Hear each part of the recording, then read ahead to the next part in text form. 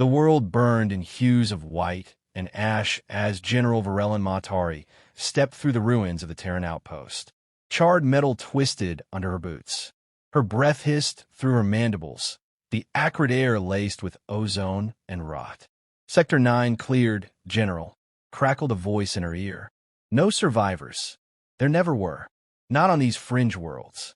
Not after the orbital bombardments and the biochemical scouring. Still, she moved forward, scanning the fractured bulkhead for anomalies.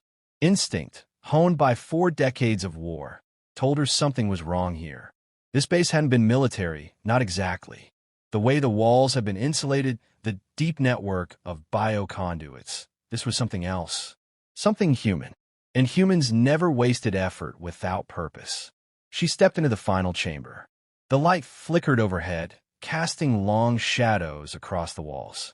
The room was scorched, but oddly intact. A data terminal lay, smashed in the corner, its core melted. Cylindrical chambers lined the walls, most ruptured, leaking thick residue. Then she heard it, a sound not native to war zones. A soft, weak, utterly alive cry. Varellin froze.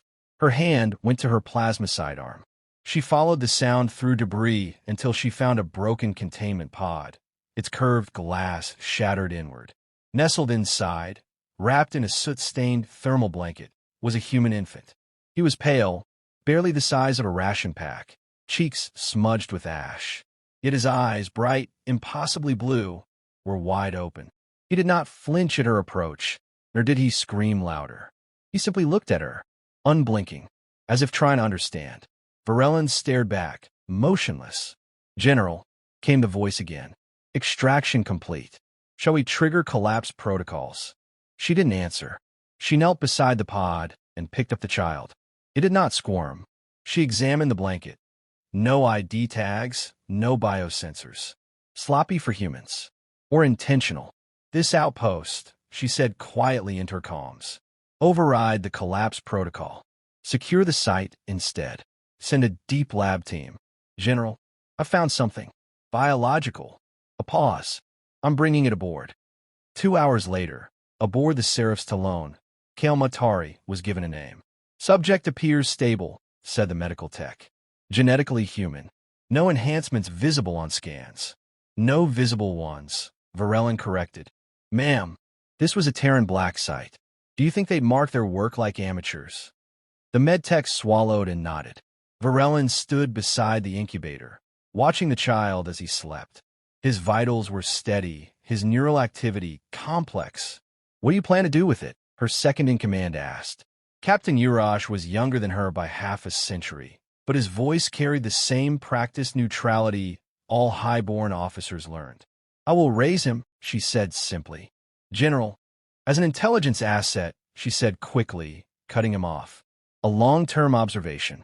I want to see what comes of it. This child is a question, Captain, one I intend to answer." Urash looked unconvinced. "And if it's a weapon?" Varellin looked down again at the child, whose hand now curled gently around the edge of the blanket. So small, so impossibly fragile, and yet somehow not. "Then I will be the one holding the trigger." In the months that followed, whispers spread through the Empire. The cold-blooded matriarch general of the Inner Marches, slayer of the Arch-Helix Revolt, had adopted a human child. No one dared question her aloud. Not after what she'd done at Carax's Prime. But quiet rumors festered in the halls of the High Council. The boy grew aboard the Seraph's Talon, fed, educated, monitored. They call him Kael. No surname, no heritage. Just Kael. Varellin didn't visit often. Not at first. But when she did, she would sit beside him in silence for long hours. She would watch him grasp floating blocks in 0G and place them in symmetrical patterns far beyond his age. She saw him listen to music and hum the notes perfectly back. He rarely cried. He rarely laughed. But he looked at her like she mattered. The war eventually ended. The humans shattered, scattered, their confederacy a broken net of exiled warlords and scorched colonies. But Varellin knew one truth the Empire refused to admit. The Terrans had not been fully defeated. And as she stood in the observation bay, watching the boy sleep, his breath soft, his heart strong, She knew this child was a remnant, or a beginning. She just didn't know which. Not yet. Kael moved like a blade through zero gravity. His body twisted midair, avoiding simulated plasma bolts with inhuman grace. He somersaulted between debris fragments, touched off a wall, and drove his training spear into the virtual drone's core. A final pulse of light, simulated detonation, and the drone disintegrated. The simulation ended. Kael floated in stillness, chest heaving only slightly, eyes sharp. Subject completed the gauntlet in 5.2 seconds, the AI voice reported. Record broken. From the observation deck, General Varelen Matari watched without expression. Her mandibles remained still, her 4 eyes scanning the data feed. Captain Urash stood behind her, arms folded. He's better than last week, Urash said. He learns fast. He adapts faster than he learns, Varelen replied. He's 16, General. Still unranked. The Council expects you to place him in the Academy or elsewhere. I'll decide when he's ready. Urash shifted. You're drawing attention again. I've been drawing attention since I kept him alive. In the training bay, Kael touched down lightly. The simulation cleared, revealing the others, trainees from noble bloodlines, various alien species bred for war. They stared at him, not with awe, with distrust. Kael returned the look evenly. He was taller than most of them now, lean with coiled strength. His dark hair fell in loose waves, his skin pale from the artificial lighting of the fleet. You used reflex dampening, one of them sneered. Illegal mod. Kael said nothing. You don't even have a house, freak. Still silent. Speak, human. Kael stepped forward. Say that again. The trainee lunged, but Kael moved first, too fast. A foot swept the legs. An arm twisted backward. The attacker hit the floor gasping, held in a painful lock. I have a house, Kael said quietly. You just don't like who it is. He let go and walked out. Later, in her private chambers, Varelen reviewed the incident report. Kael stood before her, hands behind his back, calm. He insulted me, Kael said. I responded. You embarrassed a houseborn of ntil, she replied. He struck first. I didn't say you were wrong, she said. Only that you're now being watched closer than ever. He looked away. They always watch. Varelen leaned forward. You could leave. Study an outer core university. Live quietly. Choose peace. Kael's jaw tightened. You didn't raise me to hide. She watched him closely. In the angles of his cheekbones, she could see the woman from the Terran War archive photo, the warlord with the burning eyes, the one the Empire still feared. You're growing stronger, she said. Faster than you should. I've been training. No, it's something else. She walked to a console. 2 months ago, we tested your synaptic latency. Your brain responds to threat faster than any recorded species, including mine. Kael said nothing. We found encryption markers in your genetic code. Not viral, not natural, embedded command lines. So I'm a weapon. You are unclassified, she said. Terran science made you something they didn't want anyone to understand. He was silent for a long time. Then, do you know who I really am? Varelen turned to him, slowly. Does it matter? Yes. She considered. Then, without a word, she activated the display. A holomap bloomed. Terra Prime, pre-war. A flickering image of a classified Terran installation. This is where I found you, she said. It was marked as a research site, but no data survived. Your pod was bio-sealed. The identification tag had been scrubbed. Your DNA is encoded with a hidden signature, but we haven't broken it. Kael stared. You kept this from me. I protected you from it. Why? She paused. Then, because when the Empire finds out what you are, they will never see you as my son again. Kael's expression cracked. A flicker of pain, quickly buried. I didn't ask to be made. No, Varelen said. But now you must choose what that making means. That night, Kael stood alone in the observatory bay. Beyond the glass, stars drifted in quiet procession. He often stared out here, tried to imagine what Earth looked like, his true home, burned and scattered. He raised a hand, fingertips against the transparent alloy. A flicker sparked along the pane. For a moment, the lights dimmed. The systems around him had responded. Not passively, not normally, like they recognized him. Behind him, the door opened. Varellan's voice was soft. "You're more than they say, Kael. You always were." He turned to her, eyes shining faintly in the starlight. "Then why am I afraid of myself?" She walked to his side. "Because you don't yet know your name. But one day, the galaxy will." The diplomatic reception was a facade. Kael stood still beneath the vaulted ceiling of the neutral station Iskal Prime, his formal robes tailored in imperial black and silver. The room hummed with soft music and hushed voices. Delegates from over 30 species drifted in careful orbit around one another, pretending peace was real. Varellan stood nearby, draped in ceremonial armor, speaking with the Lit-Hari ambassador. But her eyes, always, tracked Kael. He didn't need to look to know. He could feel it. The edges of his senses had sharpened over the past weeks. Lights flickered near him when his emotions rose. Devices responded to his unspoken thoughts. He heard subfrequencies in people's voices. He felt pressure changes and atmosphere shifts before doors opened. He had started dreaming in code. And now, something in this room itched in the back of his mind. 2 diplomats from the fringe systems were speaking low and fast, their body temperatures unusually high, their eyes wrong. Kael narrowed his focus. One brushed his sleeve, and Kael caught the barest glint of something beneath. Combat fiber mesh, matte black. They weren't diplomats. They were soldiers. The attack began with a blackout. The lights died.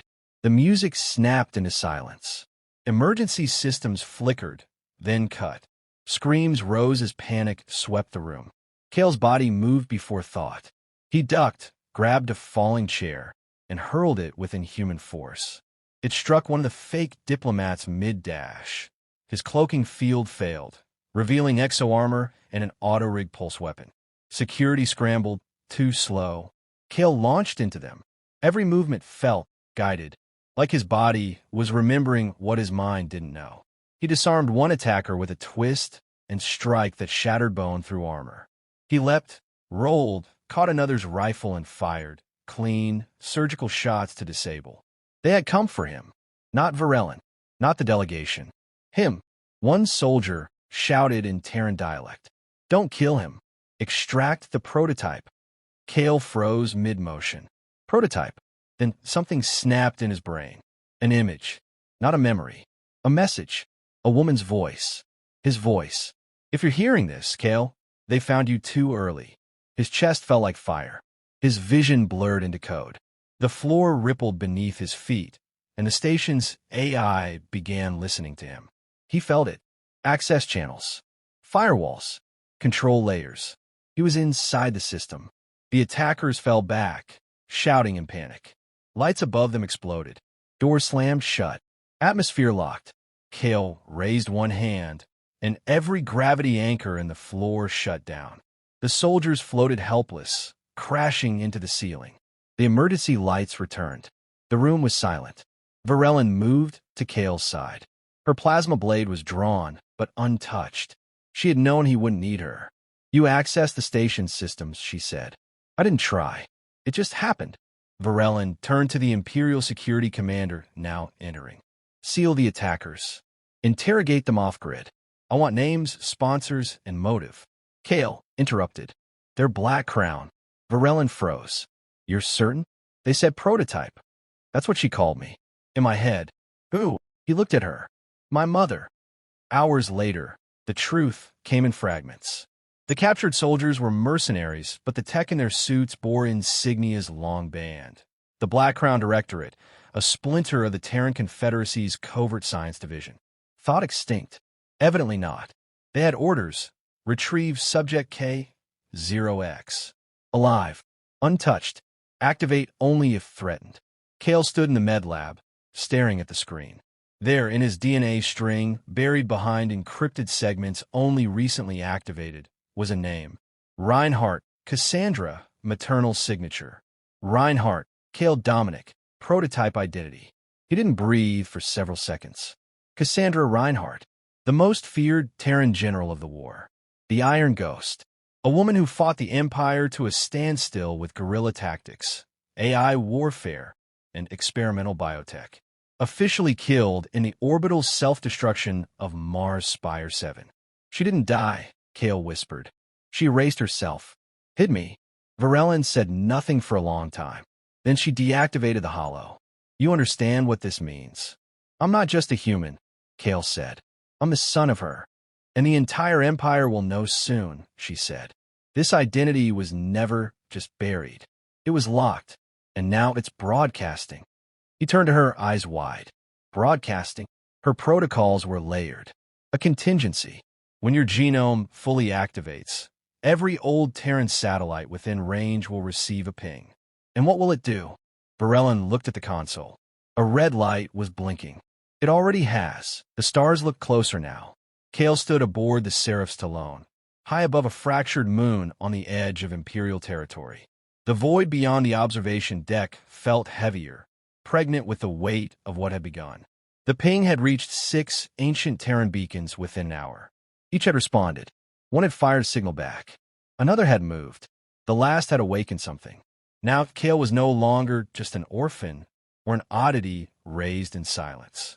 He was the heir to a war his mother had buried, and every old enemy of the Empire was listening again, including the Empire itself.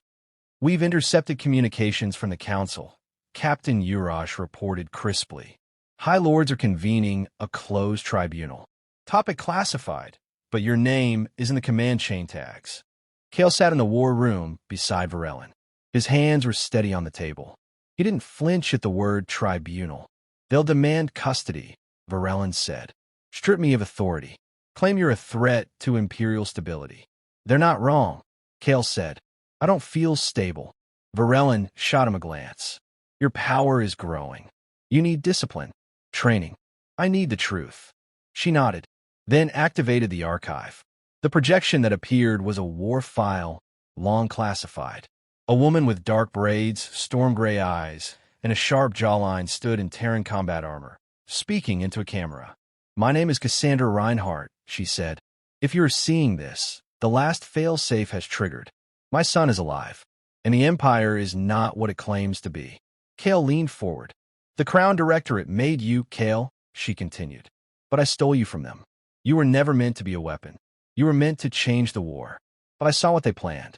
I erased your name, buried your code, and sent you beyond their reach. She paused. Her voice grew soft. I don't know who you'll become, but I know this. Trust your instincts. Trust no one who says power is loyalty. And never forget your name. The message ended. Kael stared at the darkness for a long time. His voice was low when he finally spoke. Do you regret it? Varellin didn't ask what.